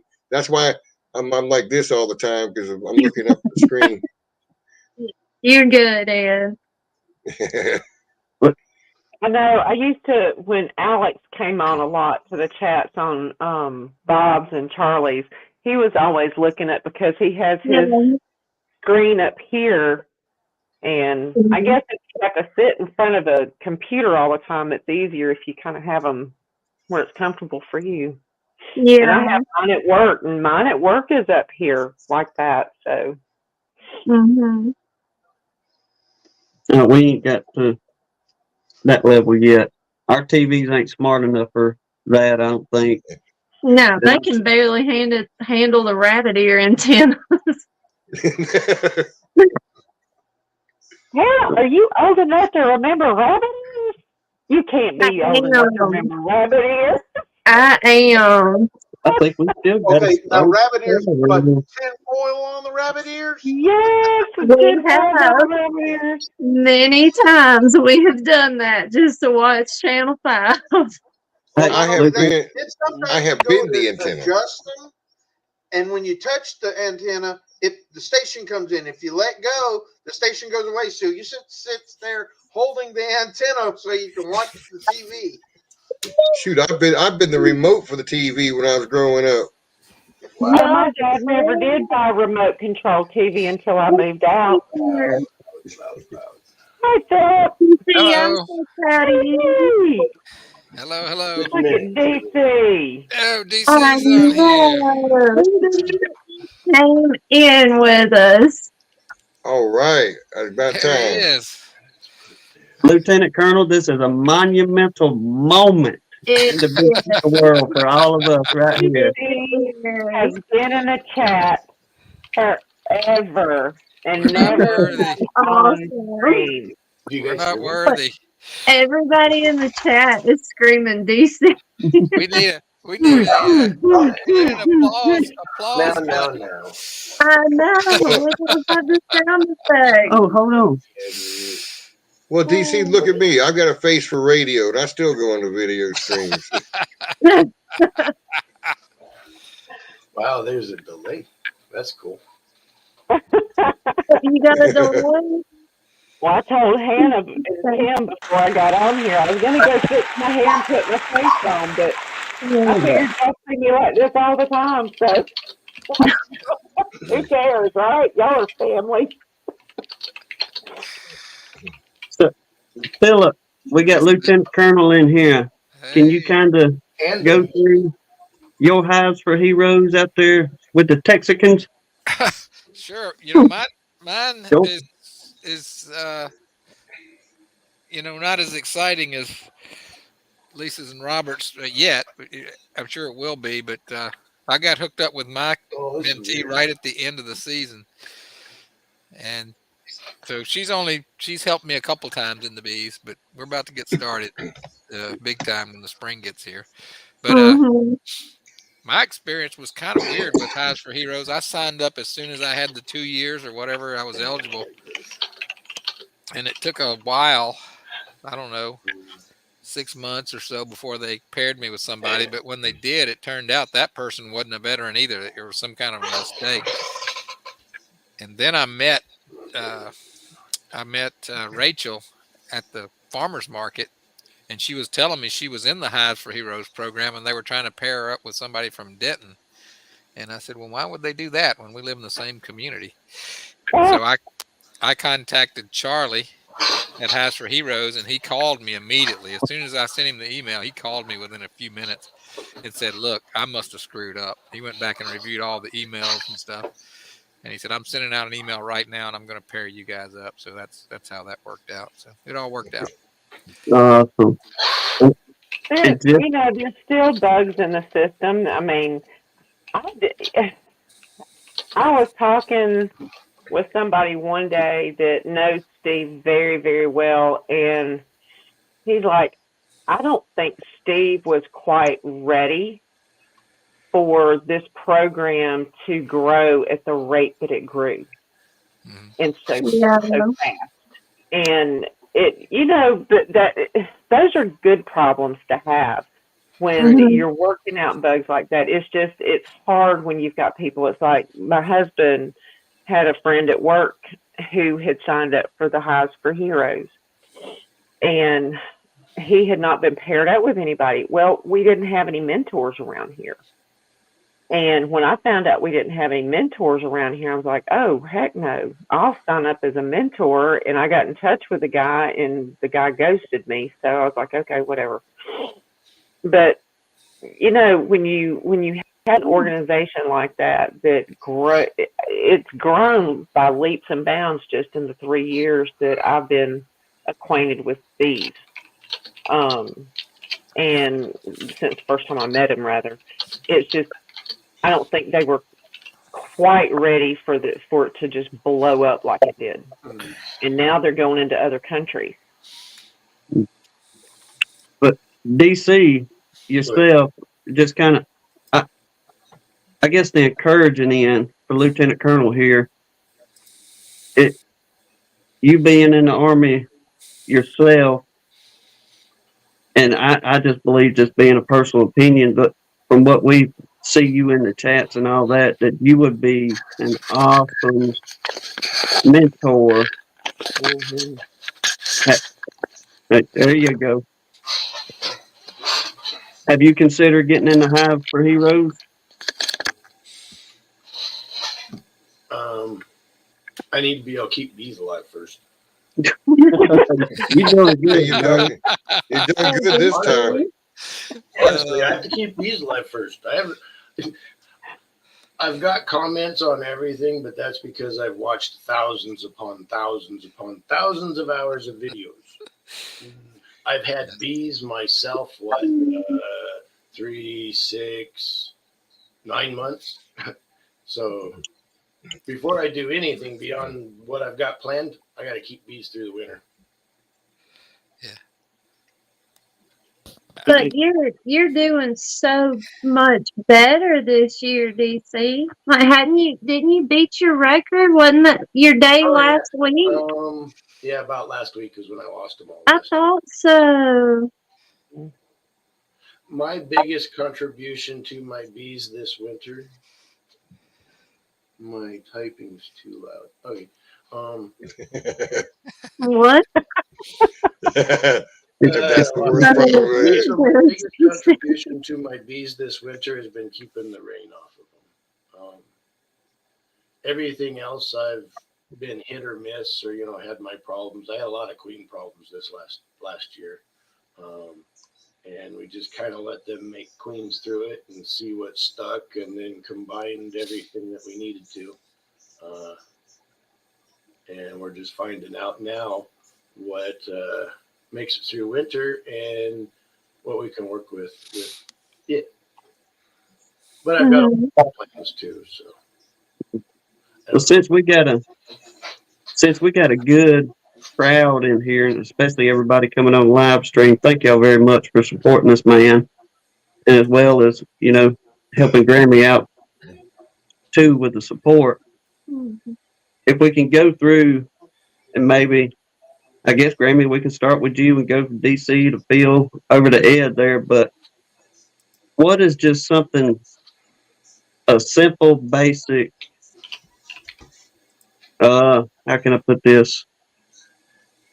Some good advice to give him in his first year getting into beekeeping. Like, I got all y'all on that one. I'll say, find a good mentor. Lisa is very good, and she has some good mentors that she reaches out to when she has questions. So find a good mentor. Oh, definitely. I actually found my mentor through YouTube. I would say 90% of my beekeeping I've learned through YouTube. I started, got my first hive during COVID, so the only way I could really learn was through YouTube. Me too. And I got my first nook through Kevin up at Hive 5 Bees up in, I think it's Chehalis. and that was the first year. And then I through YouTube I found Harris's channel, Sleepy Creek Apiary, Harris Joubert. Never figure out how to pronounce it right, but he's over by McMinnville, and then I got bees from him, and I kind of feel sorry for him. He's been spent hours and hours and hours on the phone, running through plans and strategies and theories and that sort of thing. If there's been any single person that's contributed the most to my beekeeping in hours, it's probably him. And then actually a lot of you. Like I said, 90% of my beekeeping was learned from watching videos and kind of taking all of the videos from actually all around the world and just taking bits and pieces and what seemed to fit and what seemed to work and what seemed similar to my climate and my area and applicable. Yeah. I would agree with what DC said about. I started beekeeping on July 10th, 2020. It was my COVID hobby as well, and yeah, I'm second to DC on being obsessed with watching YouTube videos about all things beekeeping. I know I'm not as quite as bad as DC, but they'd put us in they would put us in the same padded cell, that's for sure. Yeah. But yeah, and that's kind of how I got started, and I'm still not a member of my local bee club. Shame on me. I really should be. I had a lady come up to me at the farmer's market and just grill me about how long I've been keeping bees and how many colonies I had and was I a member of any, because she thought I was a fraud. She thought I just walked and bought honey and set up and started selling it. Oh my gosh. she was just really just matter of fact. Now, who are you again? Where do you live? How long you been keeping bees? How do you treat your bees? She was just going question after question. I answered all of them, and I think she was satisfied. But wow, I was just kind of new on the scene, so I didn't know you had to have a resume to sell honey. That's true. Would you like my date of birth and social security number? After she left, I this is the way I am. I'm quick-witted, about 10 minutes late, but You sound like me, Phil. yeah, after she left, I was like, man, why didn't I say, no, I'm not a member of any of the bee clubs, but I can come speak to your group if you want me to. But that was, but yeah, advice. I think the thing that's helped me the most is being obsessed. But the problem I had early on when I started watching YouTube was everything somebody else had, any kind of problem. That's what my bees had. Hive beetles. Oh no, and I went and ordered all those beetle traps. Even though I only had a few hive beetles, I never even needed them. Matter of fact, if you guys want some, I'll mail you some. I've got like 100 of them. But I did just send them out to all you people. Those little black ones that snap shut, those little clamshell things. Yeah, I got a bunch of those that I put them on at first, and I saw that they didn't catch any beetles, and the bees propolized them shut. So, but and mites. Other people having mites kind of saved me though, because I was like every new beekeeper. My bees don't have mites. I've never seen a mite. They're fine. They're fine. And then when I finally got around to treating them and checking them, one of the colonies was loaded with mites. So, yeah. And I recognized that in the fall of that first year, 2010, and I've been treating ever since with oxalic acid. But yeah, I read, and I've heard a lot of people say this. The first book I read, probably 4 or 5 years before I got bees, was Beekeeping for Dummies. That's a really good resource and a really good book. It really is. Yeah, I knew I wanted bees for a long time. I would like to share kind of a funny story about how I got into beekeeping. I'd wanted bees, but I didn't. I just kept figuring out, and that was the wrong time of year. And then when the spring had come, people, you get busy in the spring. And I guess when you get into bees, you realize all the stuff you're missing out on in the spring. There's a lot of like scout training I have to do in April. And then my friends go on a canoe trip in April. And I told them this year, I said, I can't go. That's the middle of swarm season. I can't go this year. But I got an email forwarded to me from a guy because he knew I was interested in bees. And this guy lives in my own town. And he said he was looking for a place to keep bees. Well, I had the farm down in Richland and I was interested in bees. So I sent him an email and said, hey, I've got this farm. You can put your bees down there and I'll, kind of help you watch them because I'm interested in bees as well. And it's a pretty good drive, like an hour and a half, 2 hours. And he did want something within an hour of Capel. Well, he didn't respond. He didn't respond to me. So I kind of took that personal. And I was like, kind of made me mad that he didn't reply to my email. So I decided, you know what? I'm getting into beekeeping. I don't need him. And I started building me some beehives. And that's how I got started. And here you are today. That was my Michael Jordan getting cut from the 8th grade basketball team moment. I needed that to get me fired. Well, Ed, how about, I'm sorry, Philip, go ahead. Go ahead. No, go ahead.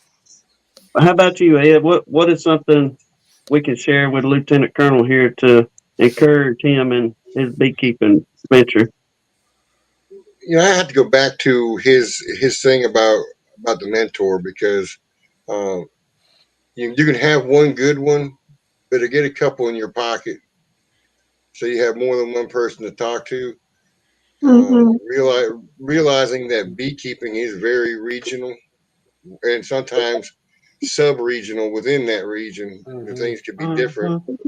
So there's things I've been doing I could do down here in Dothan that maybe Lisa wouldn't try because there's a difference in our two areas, even though we're right next to each other.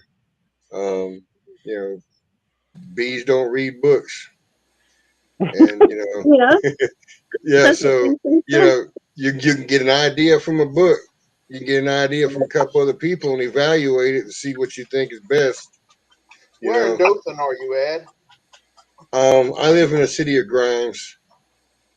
Okay, I'm over by the Botanical Gardens off Headland Avenue. You're not too far from me then.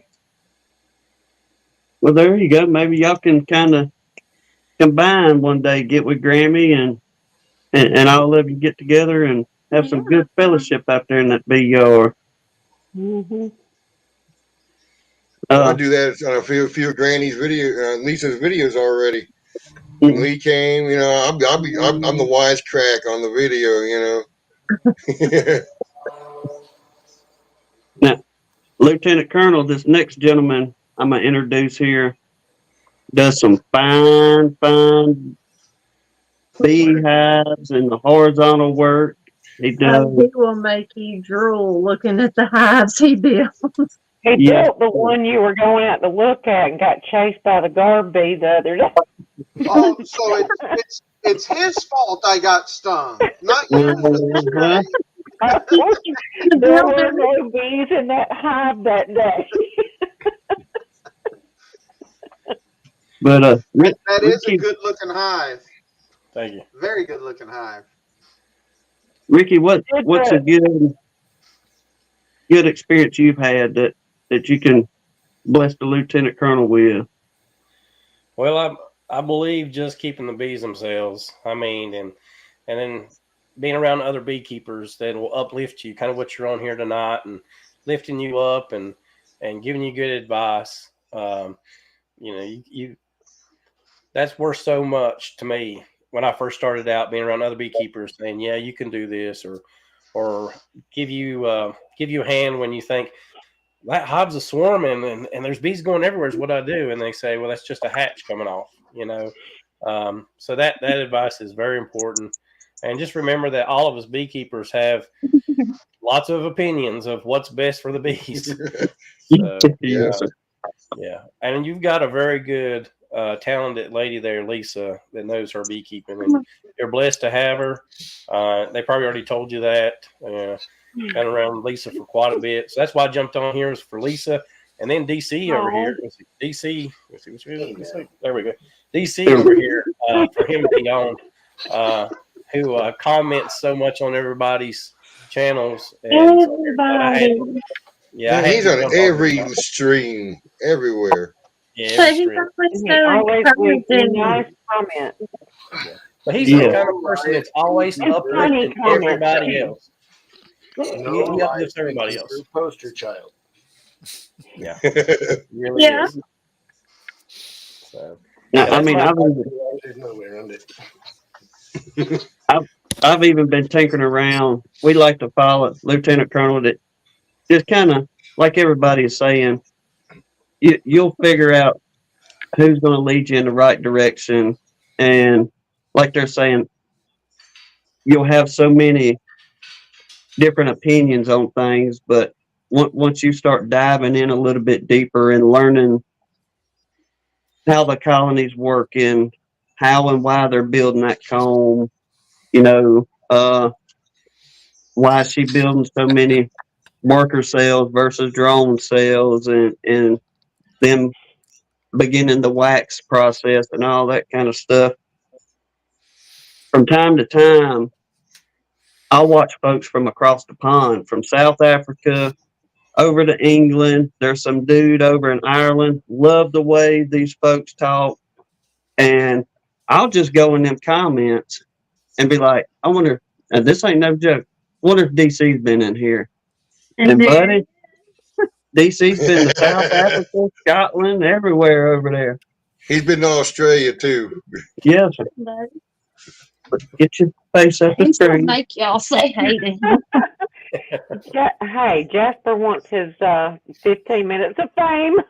He's Yeah. got to get his screen time in, even if he has to squish me in the process. If he had phones, you'd be taking away a cell phone from him. Oh my God. This dog is something. Oh, man. You know, Go it's ahead, Bill. what's funny is, I guess I jumped on a stream a couple nights ago, and you had mentioned something about a video you guys had made just for me, and then I went looking for it like the next morning. I guess it was yesterday, about noon, and all I found was the video of Jasper as a puppy. And I was excited about that, but I was like, dang, I was kind of hoping it was a biscuit video. Oh, it was a biscuit video. I know. I saw that biscuit video today. I saw- was like, I would not have been by myself on that camera. I saw the comment and the thing. I'm like, I'll be damn, it was a biscuit video, and I hadn't looked at it. I haven't seen it yet, but I'm looking forward to it. Yeah. I was busy all day today with the color guard, the Capel. Yeah, like I don't know, probably at least 30 different teams competing. Wow, isn't that where you were last night? Yeah, it was a 2-day. It was a 2-day event, Saturday and Sunday. Okay. Yeah, see, I got my Capel color guard sweatshirt. Oh, So nice. Yeah, I'll be out your way this weekend and part of next week, Phil. well, I don't want to keep you from your dad, of course, but yeah, I'll see if I can find some time. Yeah, I'll try if I can find some time.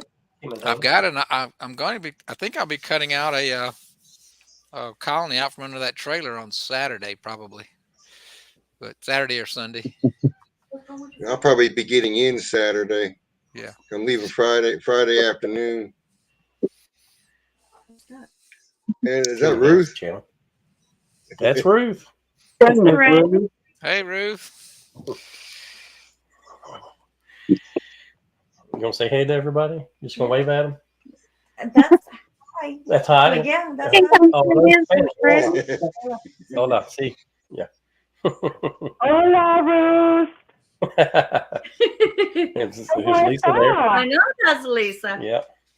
Good. How you, Miss Ruth?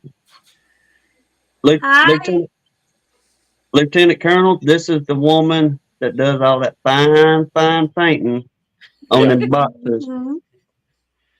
You saw So she the painted my your box, logo so on the horizontal hive. Yes, she's the Yep. one that painted it. Yep. She's yeah, the one that makes me look so good. I was looking at some of the highs on your website while we were talking. So some good looking hives. I appreciate it. Bye. Bye, Miss Ruth. Bye. Take care. Hey, Ricky, show him that one above your head right there. Oh, Let me make you big. Did it die out, Yeah, Ricky? make I it didn't see any big. Make bees it on it. big.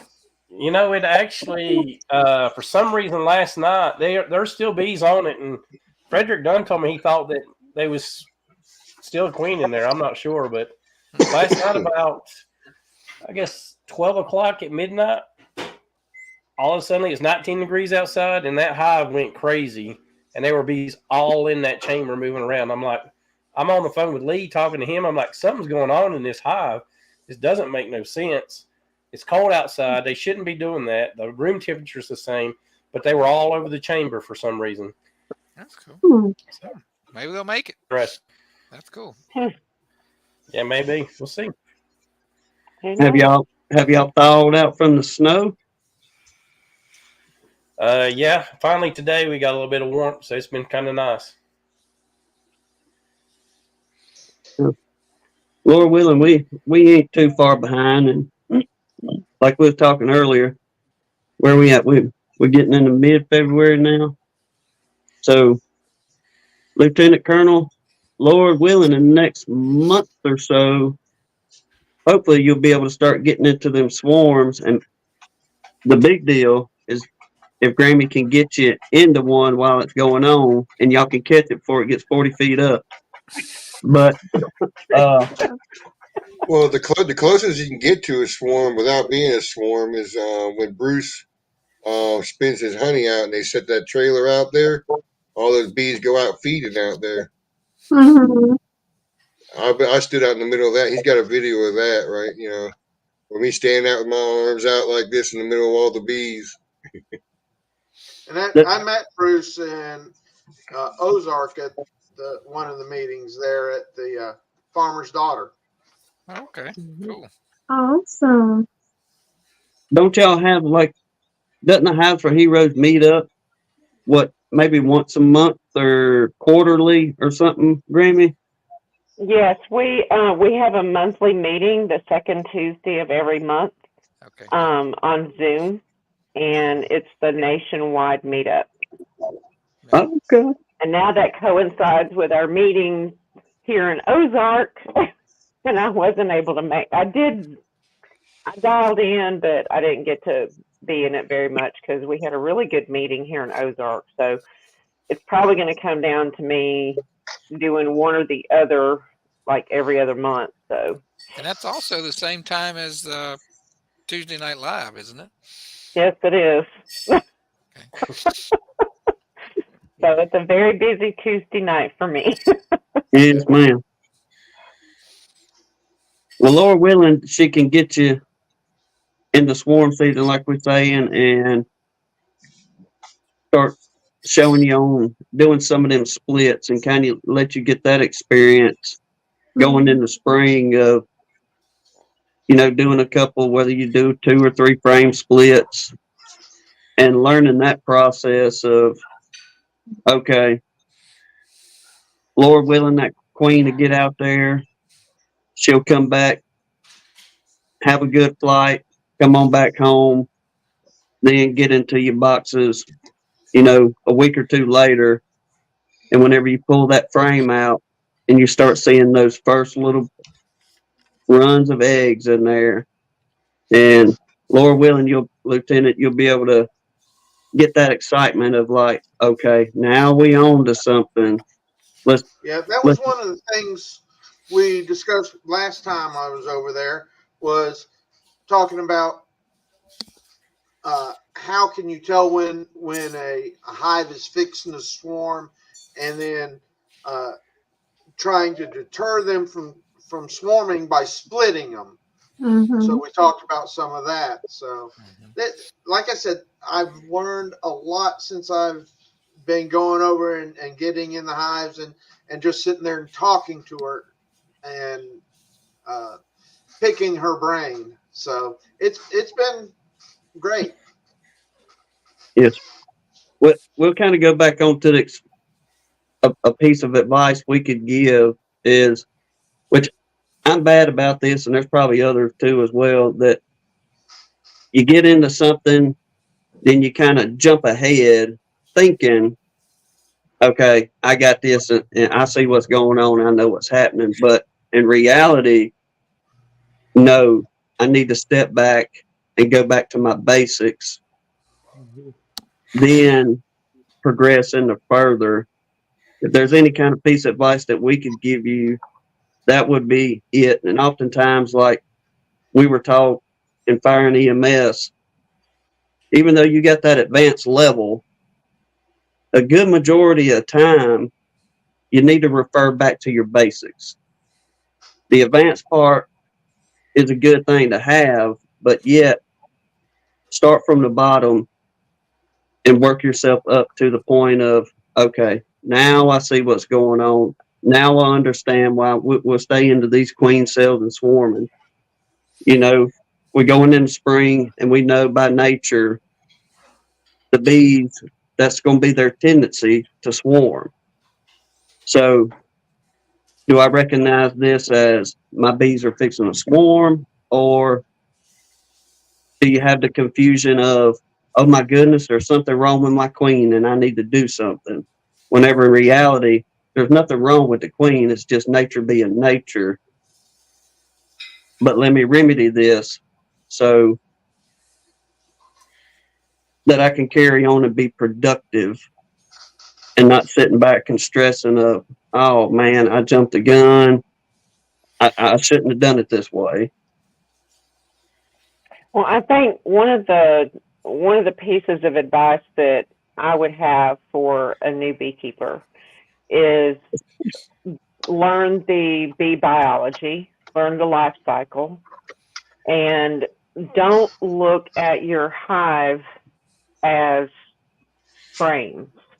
Look at your hive as you would see it in the wild. Because if you see it in the wild, it's not in a box. It's in the shape of an upside down cone. And when you have that upside down cone, it builds an upside down rainbow. And you have the rainbow of brood, you have the rainbow of pollen, the rainbow of nectar, and the rainbow of honey. And that's the way that bees build in nature. So that's the way they're going to build out in the hive. So knowing that when you have a cluster that's sitting on 8 frames of foundation, you know that, and you've only got one box, that hive is probably about to swarm. Because if they're filling up 8 frames and you only got one 10-frame box, that hive is getting ready to out, especially if there's 2 or 3 frames of brood in there. They're fixing to run out of room. So I think you just need to look beyond the frames and foundations and look at the hive as a whole and what they're doing in the geometry that they're building within that box. And of course, knowing the life cycle. If you know the life cycle of the bees, the different bees, the worker, the drone, and the queen, you can plan that out. Your plan's not always going to work out, but at least you have a timeline. Last year I sort of panicked as my first season with any kind of doing any kind of splits. I saw a hive and had 12 queen cells in it and panicked. I was like, oh my God, what am I going to do? I've never done this before. I did make one mistake out of it, though. I didn't take the queen and, and some bees out from it. I left the queen there and took the cells. So, don't panic. Just take a breath and stand real and look at what you're, like she said, look at what you're doing. because 12 queen cells is not not something I know you normally see, but That's right. that hive that hive Time to wanted to split. go do something. You Yeah. can increase your numbers there, Ed, for sure. He did. You went from 2 to 12, didn't you? Yeah, I went to 12. I had 2 abscons, went back to 10, and now I'm back to 12 because I did splits already. Yeah. Mm-hmm. One thing I'd like to, I was watching the video, right, and I had to get out of it to come on, not to come on the stream, but just when this one started, but it came up on my feed, and some of you guys may have seen it, but it's by the New York Bee Wellness people, and it's called The Making of a Queen by Kate Anton from Penn State.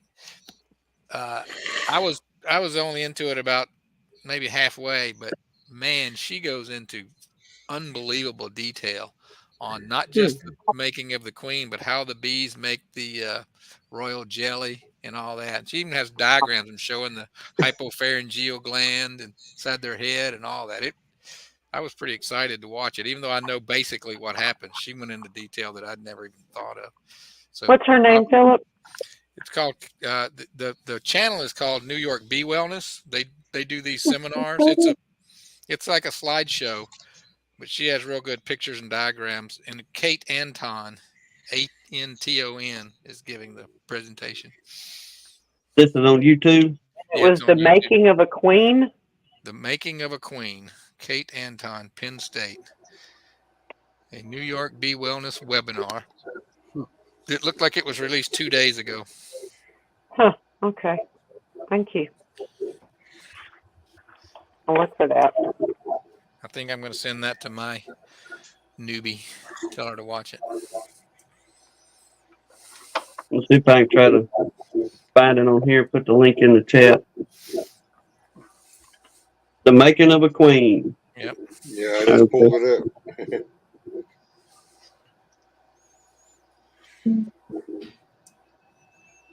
Big up.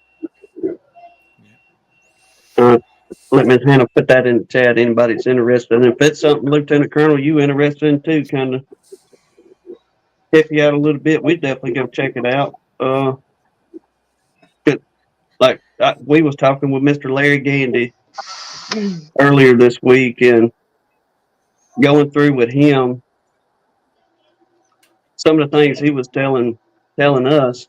I was just like, I had no idea, Mr. Larry. Just like the queen filling out measuring that cell, whether she wants to lay a fertilized egg or an unfertilized egg, as far as being the workers and drones. And some of the things he was putting together, I was like, I've never thought about, even thinking about looking anything like that up. It's just been, well, we'll go out here, do our splits, keep the beetles off of them, and as long as they trucking along good, then we in good shape. But at the same time, it's good to have that information to know what's going on in the hive. Uh-oh, lost Ricky. Yeah, right. But so you know what? Well, Hey, Tim, on that video I was talking to you guys about, she has a diagram of the spermatheca, and then she has a microscopic picture of the spermatheca, and it is like a little marble. It's a perfect cylinder. And she said, and the one she had was it was filled with sperm, so it had like a milky look to it. But she said before it's fertilized, it's a perfectly clear crystal. It's totally empty. And I mean, it is a perfect, it looks like a marble sitting on just a little hump thing there. I was watching that going, that is crazy. Check that out. It went into detail, great detail. Yeah, I just went and pulled off the YouTube video. So I've got it saved.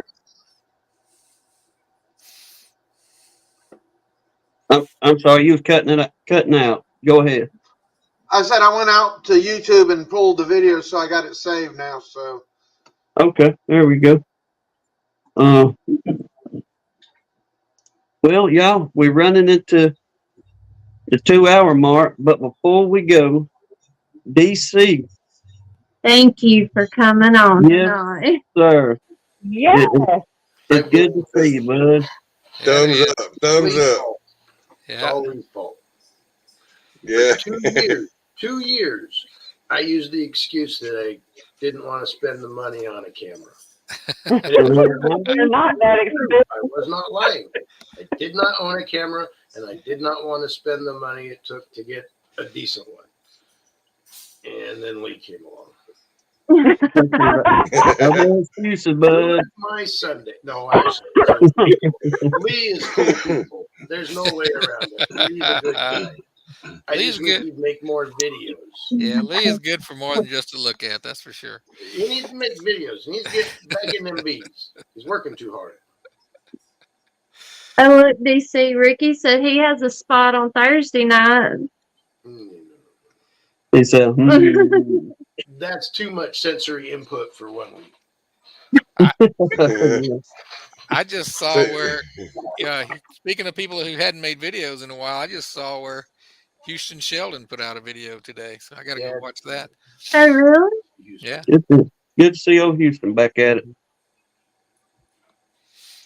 Oh. We actually had Earl on last night. Yeah, that was cool. I hadn't seen him in a while. I was watching that from the color guard duties. His microphone kept messing up, but maybe get that worked out. Nothing else. We'll get a mic up there. I got a pair of Earl. If you're still listening, we bought some and we don't even use the things, and I'll mail them puppies up there to you, Bubba. It's what do you call them? You put it lapel mics, I guess is what you call them. But I tried it. Yes, man. He was overpowered. He does get excited sometimes too. So that's actually the calmest I've seen him. Hey, that's fine. We need that excitement. Oh yeah. What, Brian? He said DC's bald head glare fits in perfectly with all the others. Yeah. That's why I tried to cut the overhead light down. It was too shiny. Follically challenged. Follically challenged, yeah. My uncle always said God only made a few perfect heads and the rest he covered with hair. Well, it's funny y'all say that because whenever we were in the backstage, Lieutenant Colonel there, we kind of went through that a little bit. And said, well, don't worry, Bubba. There's plenty that's going to come on here, and, they're going to have those shine too. So I told him I was going to go get the visor that has the fuzzy hair in it. Oh, there you go. Yeah. But, well, y'all, we had our 2 hours. Go ahead, Philip. I'm sorry. Did I see somebody comment they were going to be on Mrs. T's show tomorrow? Did I see something about Lisa? Yes, I'm going to be on Mrs. T's in the morning. I don't know what all of a sudden popularity is wanting me to be on these. You're a superstar. I had 3 invitations like within just a couple of days. I'm going to be on Miss T with the T tomorrow morning at 8:15. So I need to get my beauty sleep. And then I will be on Sarah's live in March. Okay. I'm looking forward to it. I think us girls are planning a little something. Yeah. Uh-oh. It's a takeover. It's a world takeover. It's a takeover. Well, some of us beekeepers have been doing lives, and I was following Jake's for a while, and I've been going into the homesteader type places where he goes, and people who do gardening, and I bring up bees, so they start getting questioning about bees. So we're sort of crossing over a little bit, talking about bees, asking questions. Yeah. What's funny is a lot of the people in the group MST's community came off from Lead Farmer 73. And Lead Farmer 73 is somebody, I've been watching him and Homestead Heart for years. And as a matter of fact, I blame him for getting me into homesteading and bees and chickens and Yeah. but he's a real It's, fun he's a real fun one to watch too on YouTube. The whole homesteading community is just great. well, Mhm. it's exciting me that both of them are dealing with each other, like this, and it's good. I'm Yeah, enjoying it. The first time I ever saw Dr. Leo was on a homesteading channel. I'm about as impressed with him now as I was then. I really enjoyed watching. I only caught it on replay. I didn't see it live, but when Sarah, who else was on that one? Ed, you were on it, weren't you? Sarah, Yeah, I was. I haven't watched that one yet. Mrs. I can't wait T, to. and I can't. What was his name? You guys were on it too, Tim and Hannah. Yeah. Oh, Miss And then, and T. who was the other man on there? Jags. Jags. Jags, yeah. Jags, yeah. Mhm. But I really liked that one because there was a lot of people asking very basic questions, and I think sometimes it helps ground us a little bit because Mhm. we start talking in terms that only we understand, and they'll Right. stop you and go, hold on, what is a swarm cell? Something that basic and simple to us. So I really enjoyed watching that, just seeing you guys break that down and answer those basic questions. That was entertaining. Oh yeah. Well, it's just bringing all these Uh-oh, we communities lost together. DC. Yeah, he put a comment in. He was gonna back out and hang in the chat. I don't blame him. I was just so glad to see there's him Jags right here. there. Jags is in there, yeah. Hey, Jags. Yeah.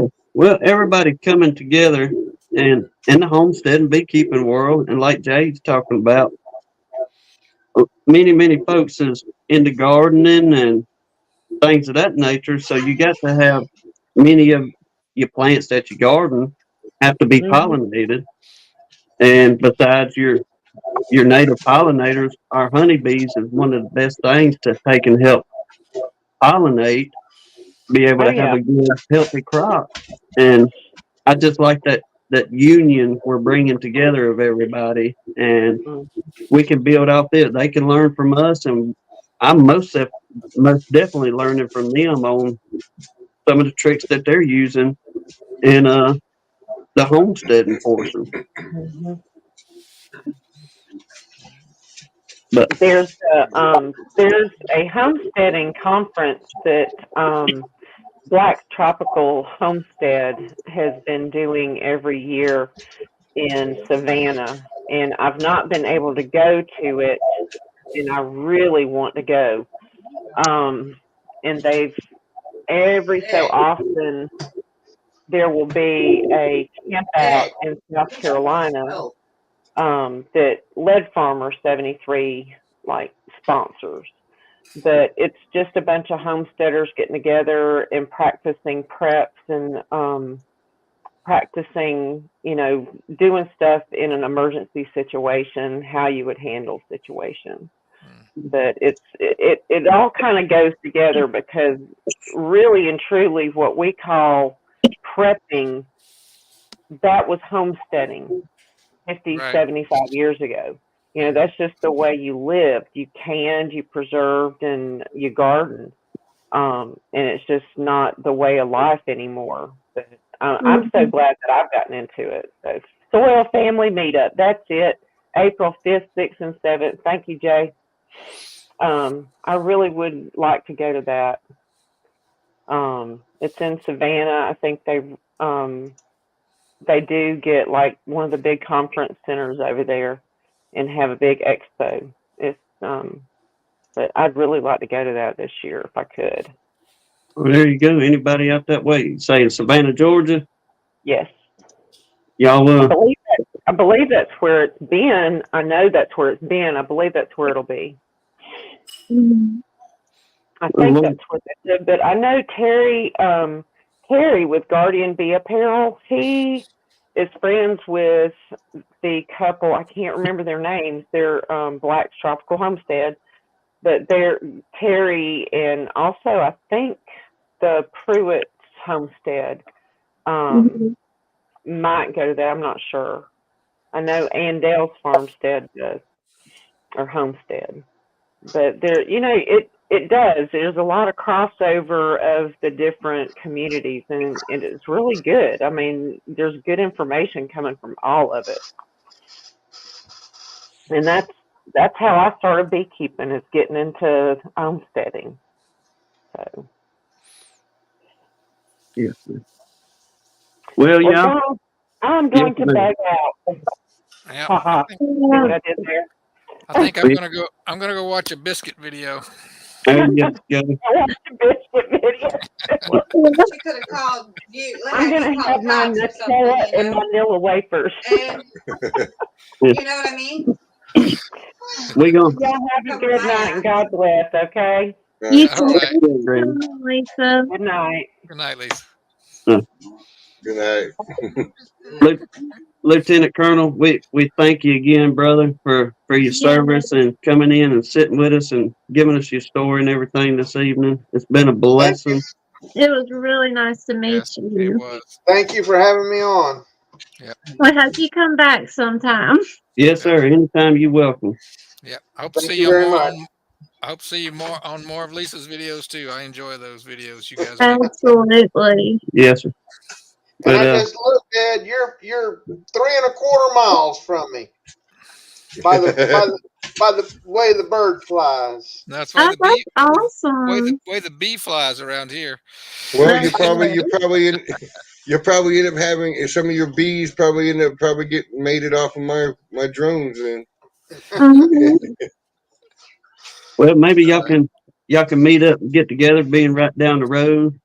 It's always a blessing talking with Ed on the phone too. So I know it'll be a blessing being able to sit down in person talking with him. Yeah, for sure. Yep. All you gotta do, Robert, is to Google 263 bees. My address and my phone number is in there. To search you. Oh, He's okay. so good at it. So you got my phone number in there too. So if you want to call, you can call. Okay. He's a military man, Ed. He's got connections on. I'll find you. Yeah. He called in the he called in the CIC on me, all right? Yeah. Yes. But all right, y'all, we're gonna wrap it up. Thank you, Steve Amos, for your gifting all the membership. yes, sir. Thank you to all our members as well. Appreciate that. But God bless you, Lord willing. We'll see y'all on the next one. Yeah. Y'all take care. Week. Good night, Night, everybody. everybody. Good night. Good night.